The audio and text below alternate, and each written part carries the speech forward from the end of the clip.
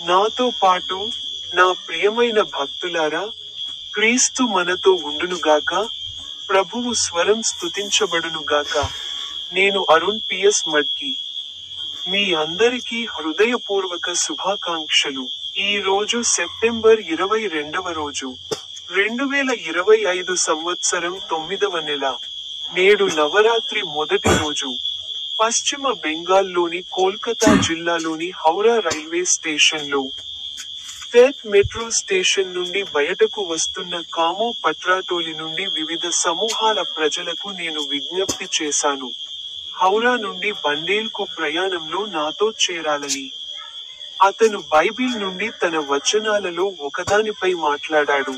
అపోస్తలుల కార్యములు 26, వచనాలు 28 మరియు 29. ఇప్పుడు అగ్రిప్ప పౌలుతో, కొంచెం ఒప్పించడంతో నన్ను క్రైస్తవుడిగా చేయాలనుకుంటున్నావా? అని అన్నాడు. పౌలు, దేవునికి నా ప్రార్థన ఏమిటంటే, మీరు మాత్రమే కాదు, నేడు నా మాట వినే వారందరూ ఈ బంధనాల నుండి దూరంగా నాలాగా మారాలి.